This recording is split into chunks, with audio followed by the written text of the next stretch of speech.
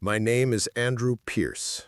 I'm 41 years old, a project manager who still believes in showing up early, staying late, and keeping promises you make to your family. Most mornings start the same way. I pack 2 lunch boxes, sign a permission slip, and tie a stubborn shoelace while coffee cools on the counter. The house feels warm in those minutes.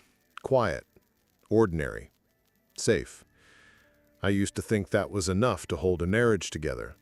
Before we go on, hit like, subscribe, and drop a comment.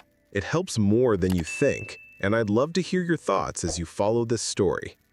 Lauren, my wife, used to meet me in that kitchen with a sleepy smile and a quick kiss. Lately, it's been a closed laptop, short answers, and the soft thud of her footsteps moving past me. I told myself it was stress, a season, something we would grow through the way we'd grown through tight budgets and long nights with fevers. You don't throw away a life because a week goes cold. You wait. You work. You believe the warmth that comes back. I'm the kind of father who keeps promises even when no one is looking. I coach a Saturday soccer team. I read the last chapter again when the first goodnight didn't stick. I fix the leaky faucet instead of calling someone because it matters to the kids that Dad can make things work. When the marriage started fraying, I doubled down on small consistencies. I thought that was leadership. Hold steady, don't make it worse, protect the children from adult storms. Lauren's sister, Maya, visited more often in those weeks. She's always had a quick laugh and a way of changing subjects when conversations get tense. But I noticed something new, a careful stillness around Lauren, like someone carrying a glass that's too full. Sometimes I caught Maya watching me with a look I couldn't read. Pity? Worry? I didn't ask. I've never been good at dragging words out of people who want to keep them. The first crack that felt like more than a crack showed up on a Wednesday night. I came home late from a site inspection, still in steel-toe boots, and found the dining room table cleared except for a neat stack of documents and a pen. Lauren was standing by the window with her arms crossed, her face set in a way I'd only seen during arguments that lasted too long. She didn't look at me when she spoke. She said phrases you only hear from strangers: irreconcilable differences, formal separation, marital assets. I heard them, but they didn't land. It was like listening to the weather in a city you've never been to. I didn't argue. I didn't beg. I asked if we could talk later when the kids were asleep without sharp words. She said there was nothing to talk about. The pen stayed where it was. I washed up, tucked the kids in, and sat in the hallway until their breathing settled into that soft rhythm that makes every sacrifice worth it. When I came back, the papers were gone. The conversation was postponed by silence, which is its own kind of answer. The next days felt like living under a dimmer switch. Everything familiar, but a few shades darker. Lauren's lawyer started calling, my number, my office line, emails that marked themselves urgent. I answered once. He spoke fast and clean like he practiced in the mirror. He mentioned the house, custody, temporary support. He said phrases like our position and swift resolution. I said I wanted what was fair and what kept the kids steady. He said fairness was subjective. I hung up, stared at my hands, and realized they were shaking. At work, I kept my head down. Spreadsheets, schedules, teams to coordinate. Leadership in hard times looks like calm. I wore it like a uniform. No one needed my collapse. I told my foreman I might need a few hours off for legal appointments. He clapped my shoulder and said, "Do what you have to do, Andy." It was the simplest grace anyone gave me. Friday, just before lunch, the lobby called to say a visitor was waiting. I assumed a vendor with the wrong time. When the elevator doors opened, a man in a fitted suit stepped forward with a smile that didn't reach his eyes. He asked me to confirm my name. He handed me an envelope thick enough to feel like a blow. "You've been served," he said, and his smile widened the way people smile when they think they've done something important. I signed, because I always sign. I thanked him, because habit is a cage built from good intentions. Back at my desk, I didn't open the envelope. I stared at it, aware of the weight, aware of the future it held, and thought about my children's faces at breakfast. I thought about how a home can be lost before a door ever closes. That night, when I finally slid the papers out, the terms were as cold as I feared. She wanted the house, she wanted primary custody, she wanted numbers that made steady hands tremble. I set the pages down carefully, as if loud movement could make them worse. I didn't know then, but the truth that would change everything was already moving towards us, carried by someone I never expected to speak. When Monday came, the papers still sat on my nightstand like a stone I couldn't lift. I'd read them a dozen times over the weekend, but the words never softened. Every clause felt like a knife angled at the same place: my children. The numbers didn't scare me. I could work double shifts, pick up side projects. What hollowed me out was the thought of them waking up in a house where my chair at the table sat empty, where bedtime stories turned into phone calls. Lauren barely spoke to me that morning. She moved around the kitchen like I wasn't there, packing the kids' lunches with the efficiency of someone who had already rehearsed life without me. The children noticed. Kids always notice. My youngest asked if I'd be home that night, and I said yes, though the answer didn't feel as certain as it once did. That afternoon, I sat across from my own lawyer for the first time. She was kind, straightforward, and honest about my chances. "They're going to push for full custody and the house," she said, scanning the documents. "They'll paint you as the absent provider, the man who works too much. We'll fight it, but you need to prepare yourself." I nodded, though the words punched harder than I let her see. I had never been absent. I'd been the man tying shoelaces, reading bedtime stories, fixing leaks. But courtrooms don't deal in quiet consistency. They deal in narratives. The first hearing was set for the following week. In those days leading up, I kept my head down. I still packed lunches, still coached soccer, still tucked in restless kids. I didn't let them see the weight pressing on my shoulders. At work, I carried blueprints and timelines as if nothing had changed. Only at night, when the house was too quiet, did I let the silence press its truth into me. Lauren wanted me erased. When the day of the hearing arrived, I wore the same suit I had for my brother's wedding. The sleeves were a little tighter now, the fabric creased at the shoulders, but it was the best I owned. I didn't want to look like a man unraveling. I wanted the judge to see the father I was. Inside the courtroom, Lauren sat with her lawyer, polished and confident. She wore calm like a mask, her hands folded neatly, eyes straight ahead. Her lawyer leaned close, whispering strategy, occasionally glancing my way with a half-smile that felt like victory before the battle even began.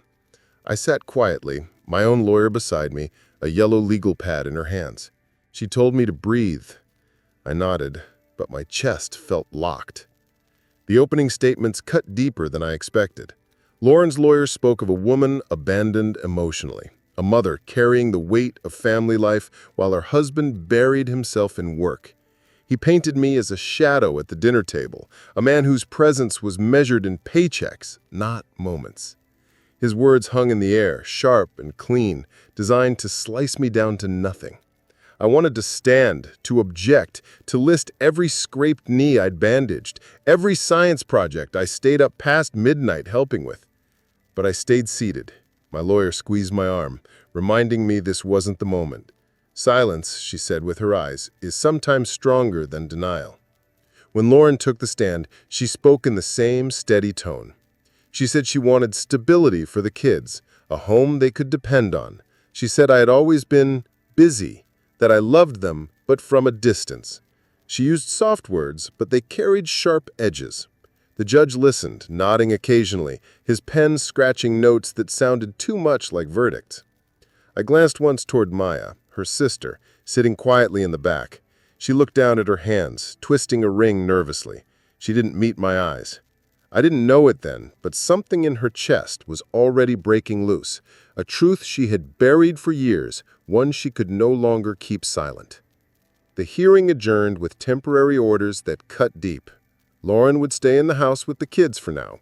I'd have visitation on weekends, supervised until a full evaluation was made. The lawyer's words had done their work.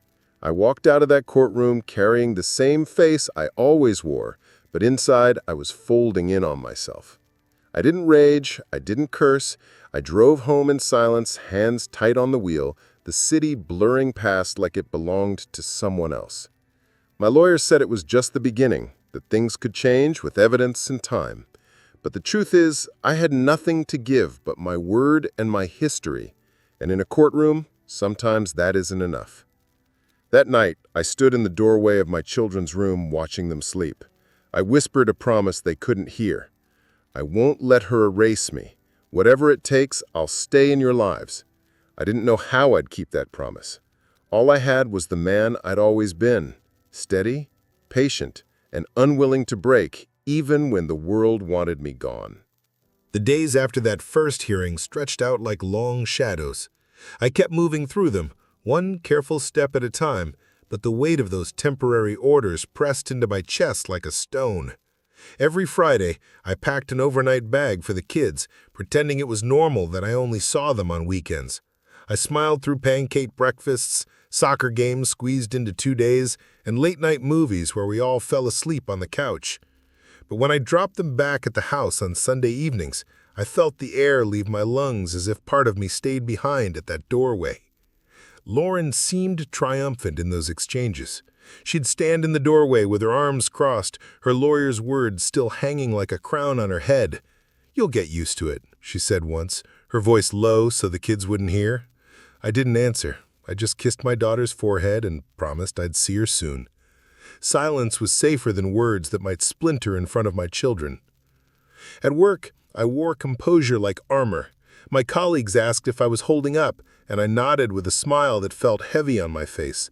I buried myself in schedules and reports, pushing through hours until fatigue blurred the edges of my vision. It was easier to drown in numbers than sit with the ache of absence. My lawyer called often, pressing me to remember anything, emails, texts, signs that could shift the custody fight. But I had nothing. I had lived our marriage with open hands, trusting that honesty was enough. I hadn't searched her phone, hadn't questioned late returns, hadn't doubted her when she said she was with friends. Loyalty blinded me, and now, in the courtroom, it looked like naivety. The second hearing came sooner than I was ready for. The courtroom felt colder this time, like even the walls had taken sides. Lauren's lawyer sharpened his narrative, speaking of stability, routine, consistency, all things Lauren claimed only she could provide. He waived documents, school attendance sheets, medical appointments, extracurricular sign-ups, painting her as the constant anchor of the children's lives. When my lawyer asked me questions, I answered plainly. I spoke of morning routines, of coaching soccer, of reading bedtime stories. I didn't dramatize. It's not in me. But against polished arguments, my words sounded small. I saw it in the judge's eyes. Sincerity is quiet, but courtrooms often listen to volume. Lauren glanced at me once while she testified. Her expression wasn't anger, it was certainty. She believed she had already won, that the story she built was unshakable. That certainty cut deeper than anger ever could. In the back row, Maya sat again, her hands folded tight in her lap. She didn't look at me or at her sister. She looked straight ahead, her jaw clenched. Something stirred in her eyes, but I couldn't name it. It was a flicker, a storm gathering quietly where no one else seemed to notice. When the hearing ended, Lauren's lawyer approached me outside the courtroom. His smile was polished, professional, and cruel. "You should consider settling," he said smoothly. "Save yourself the humiliation of dragging this out. She'll have the house, the kids, the support. Why prolong the inevitable?" I wanted to tell him he didn't know me, that humiliation wasn't what broke men like me. But I didn't. I just nodded as if his words slid past me and walked out into the gray afternoon. The truth is, I didn't know what strength I had left. That evening, I sat alone at my kitchen table, the silence loud in my ears. I traced the grain of the wood with my fingers and thought of all the meals we'd shared there as a family. The table hadn't changed, only the faces around it had. I whispered to myself what I'd whispered to my children. I won't let her erase me. Even if the courts believed her story, I'd keep showing up. Presence, even in fragments, is still present. What I didn't know was that someone else was watching Lauren's performance unravel in ways I couldn't see. Maya carried knowledge that burned in her chest, knowledge she had buried to protect her sister. But each word Lauren spoke in court, each false image she painted of herself, cracked that silence wider. I didn't know it yet, but the storm inside Maya was close to breaking. The weeks rolled on with the same heavy rhythm. Work, weekends with the kids, empty evenings in a house that felt more like a storage space than a home. I kept my promises, showing up to every visitation, never late, never bitter in front of the children. I smiled when I needed to, laughed when they needed me to, and carried the ache quietly after I dropped them off. Lauren, on the other hand, thrived in her role. At least, that's how it seemed. She walked into each hearing polished and composed, her lawyer by her side like a soldier marching into a battle she was certain she had already won. She spoke softly, but every sentence was crafted to cut deep, portraying herself as the selfless mother, the wronged wife, the one holding everything together while I stumbled in the background. The second round of temporary orders had gone even further in her favor. The house was declared her primary residence, the kids were with her during the week, and I was left with a schedule that felt more like a guest's pass than a father's right. My lawyer argued, pressed, pushed back, but the judge leaned towards stability, and Lauren had built her entire story around being the steady one. I tried not to let bitterness grow. I told myself the truth mattered, that someday it would show itself. But most nights, I sat at my kitchen table staring at pictures taped to the refrigerator, soccer team photos, school crafts, drawings where I was always sketched with a smile. My children saw me as present, dependable. Why couldn't the court? The next hearing was worse. Lauren's lawyer went on the offensive, dragging details from my work schedule, claiming I was too busy, too distracted to be the consistent parent the children needed. He spoke of missed doctor's appointments, appointments she never told me about. He presented late-night emails as evidence that I cared more about projects than bedtime stories. I sat there, listening, my hands folded, my jaw locked.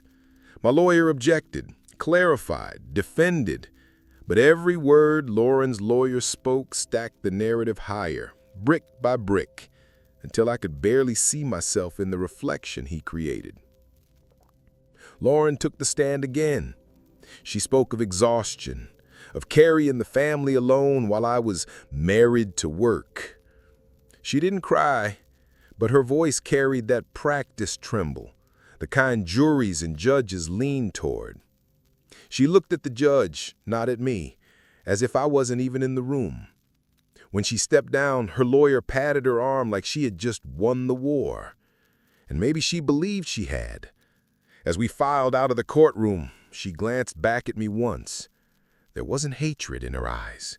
It was worse. It was dismissal, as if I were already erased from the story she wanted to tell. But not everyone was convinced. In the back, Maya sat stiffly, her hands gripping the edge of her chair. She had come to every hearing, though she rarely spoke to either of us. That day, her eyes were wet, her lips pressed into a thin line.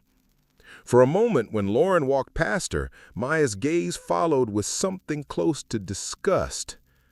I caught it, just for a second, and it stayed with me longer than anything the lawyers had said.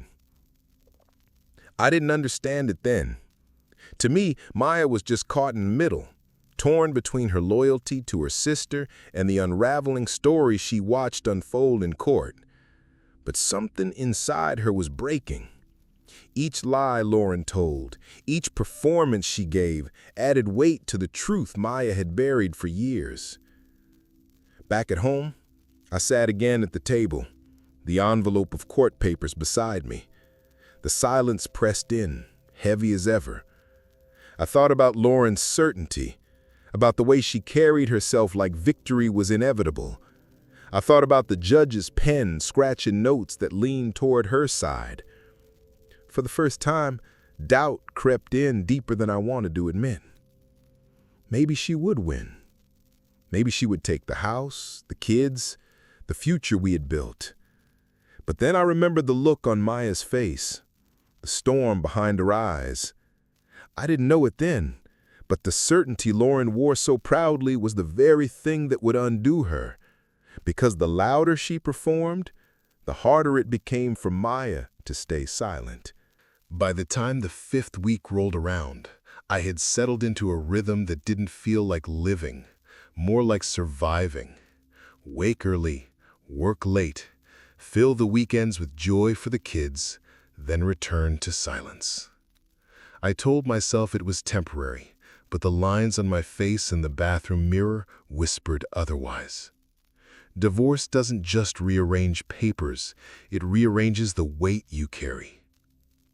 Lauren thrived on the stage of the courtroom. Each hearing gave her more confidence, more certainty that the story she'd spun was working. She would walk out of the courthouse with her chin high, her lawyer smiling like a man who'd already spent the victory check. To her, I wasn't a husband anymore, barely even a father. I was an obstacle she was sweeping out of the way. I stayed steady, though the storm inside me grew louder. I knew better than to fight in anger. The children didn't need a broken man. They needed a father who stood tall even when everything else crumbled. So I carried myself the same way at every visitation, never letting them see the cracks in my armor. But someone else saw them. Maya had been at every hearing, always in the back row. She never spoke, never stepped into the swirl of lawyers and arguments, but her eyes betrayed her. I caught her watching me once when the judge read the latest temporary order. Her gaze softened, almost apologetic. Another time, as Lauren left the room with her lawyer, I saw Maya linger behind, her shoulders tense, as though she carried a weight heavier than the rest of us. The moment came after a particularly brutal session.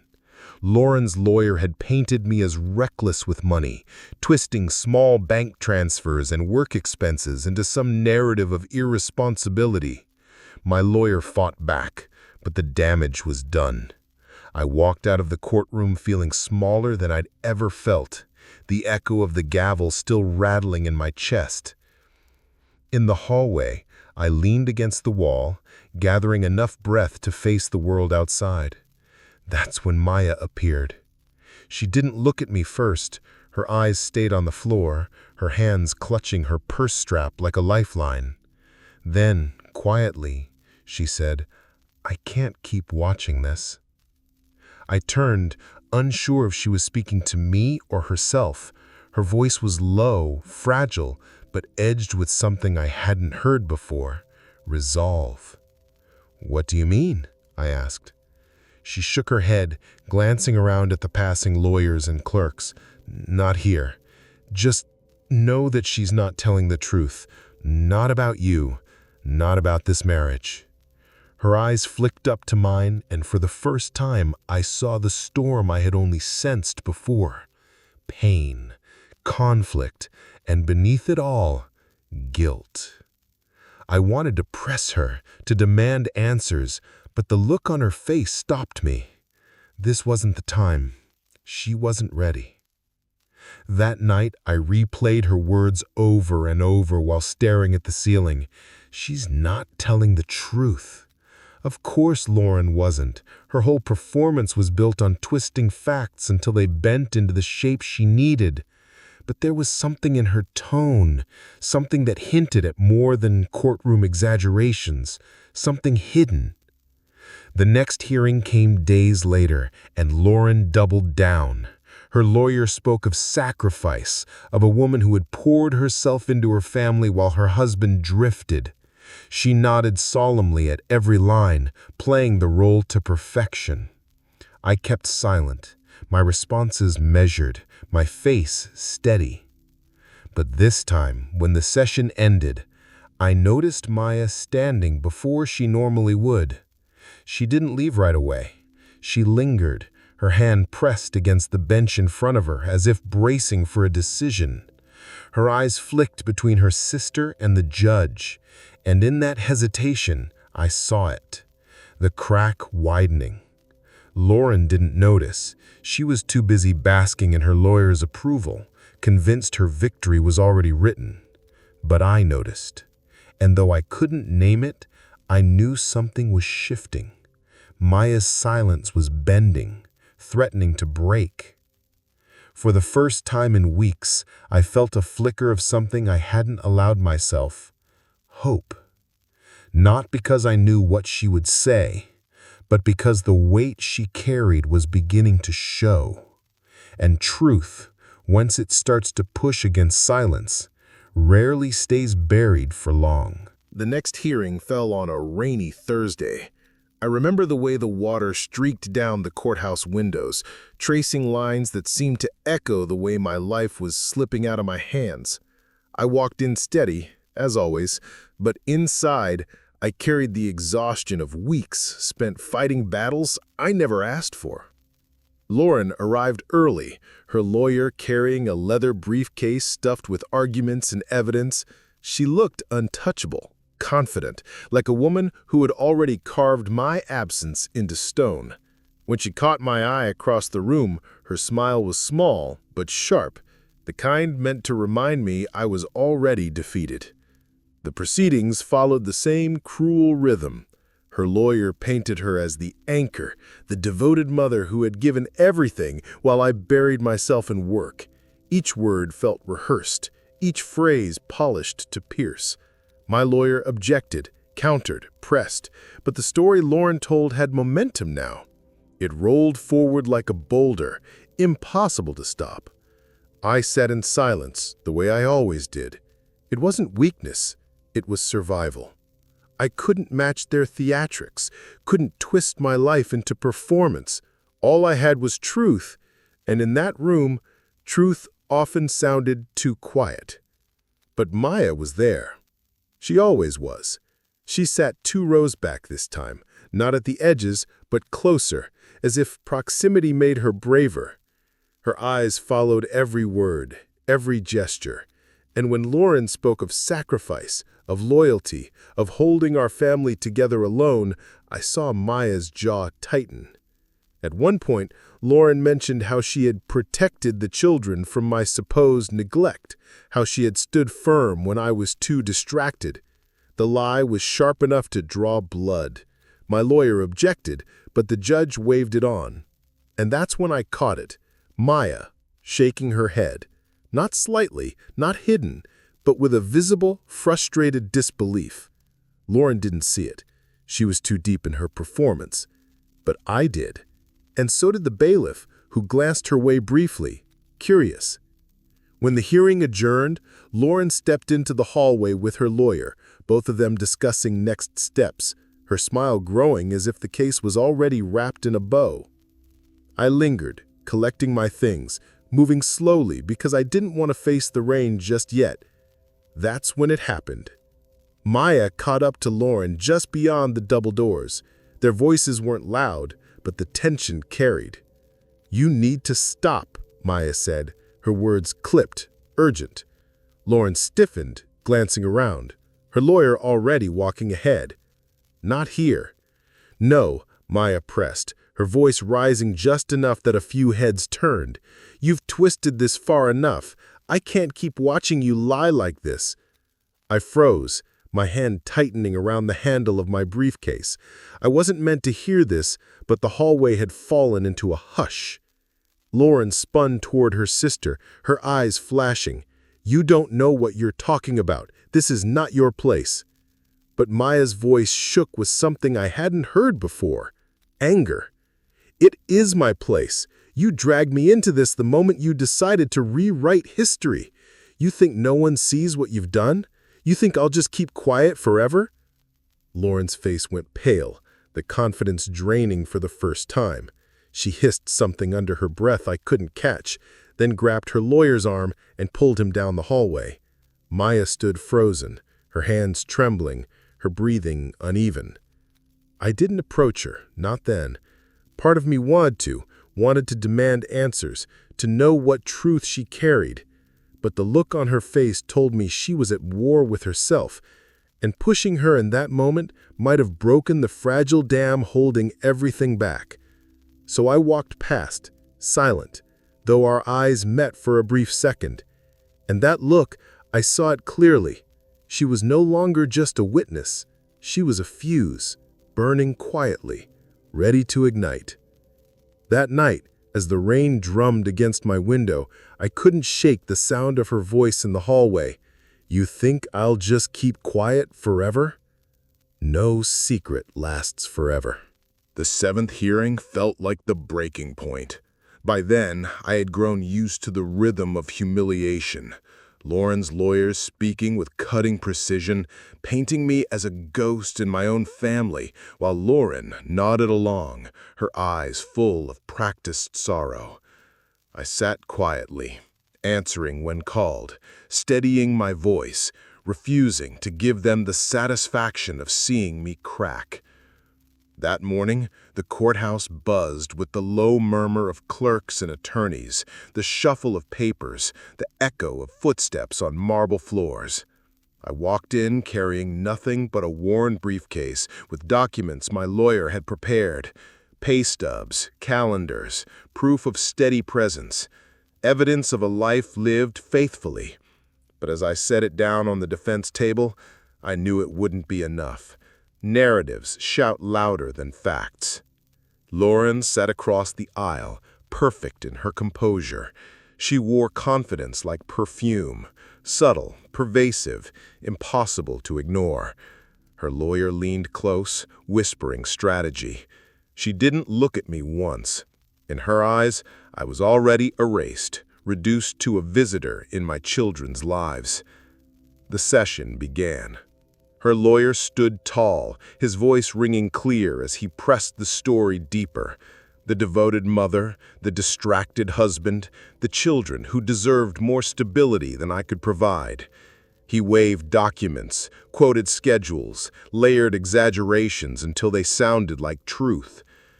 The judge listened, pen scratching across paper, nodding slightly. Each mark felt like another door closing. Then, the moment came. As Lauren stepped down from the stand, her lawyer smug with confidence, a voice rose from the back of the courtroom. Steady at first, then louder. "Your Honor." Heads turned. The judge looked up, surprised. Maya stood, her hands trembling but her chin lifted with resolve. The silence in that room was immediate, as if the walls themselves were holding their breath. Lauren's face drained of color. "Maya, sit down," she hissed, her voice sharp but laced with panic. But Maya didn't sit. She took a step forward, her voice clearer now. "I can't let this continue. I've stayed quiet long enough." The judge adjusted his glasses, frowning. "Miss, I'm Maya Carter, Lauren's sister, and I need to tell the truth." The room rippled with shock. Lawyers shuffled, the bailiff stiffened, the judge leaned back in his chair. I sat frozen, my hands tightening on the edge of the table, my heart pounding so loud I could hear it. Lauren shook her head violently, her voice shrill. "She's lying! She's bitter! She's jealous!" But Maya stepped forward, pulling a folder from her bag. Her hands shook, but her resolve did not. "These are messages, photos, proof. I've carried them for years. I didn't want to ruin my sister's marriage, but she's destroying his life, and I won't be silent anymore." She handed the folder to the bailiff, who delivered it to the judge. He flipped through the pages, his face tightening as each photo, each message pulled the mask from Lauren's carefully constructed performance. I couldn't move. I couldn't breathe. It was as much a shock to me as to everyone else. My wife's betrayal, exposed in front of strangers, family, the law itself. And the revelation didn't come from investigation or revenge. It came from the one person she thought would always protect her. The judge cleared his throat, his voice low but firm. "We'll need to review this evidence immediately." The courtroom buzzed, whispers rising like wind through leaves. Lauren's lawyer paled, flipping through his notes as if they could shield him from the storm crashing down.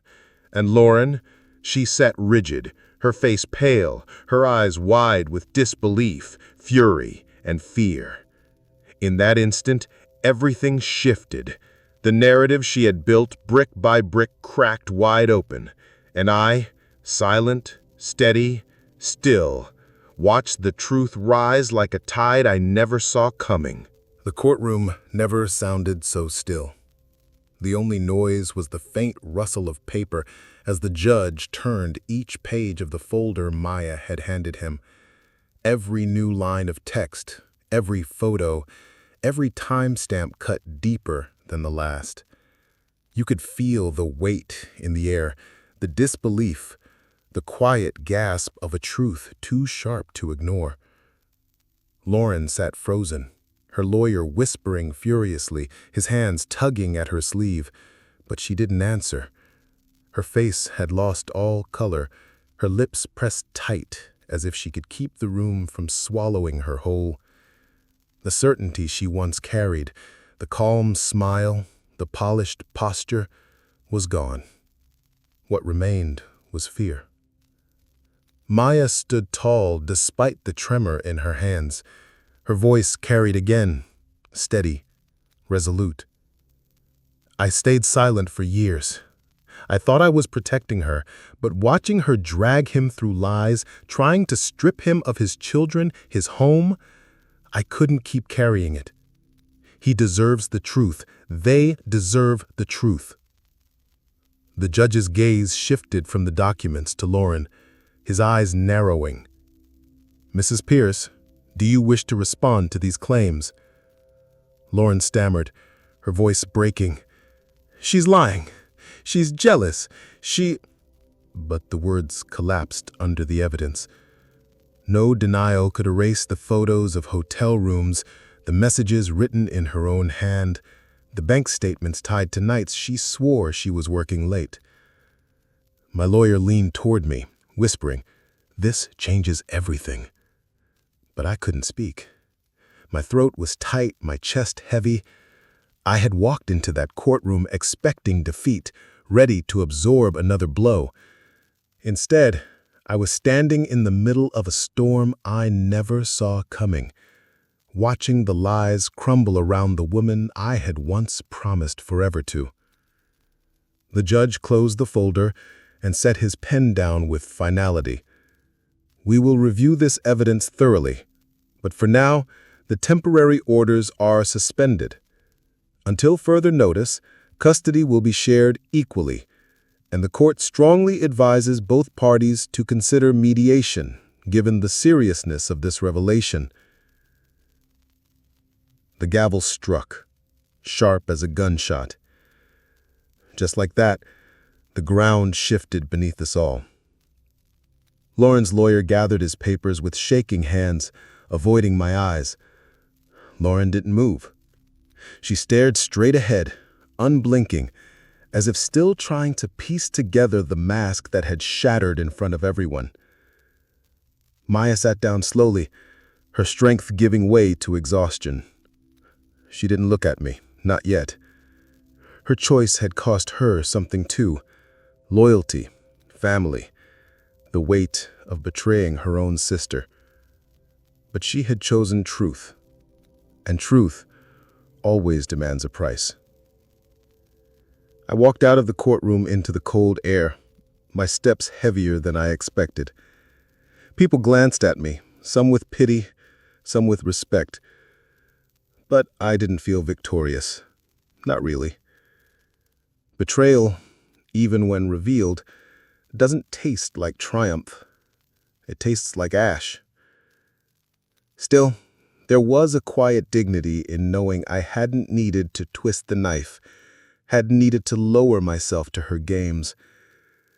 I had stayed steady, patient, carrying my pain in silence, and in the end, the truth had risen without me lifting a finger.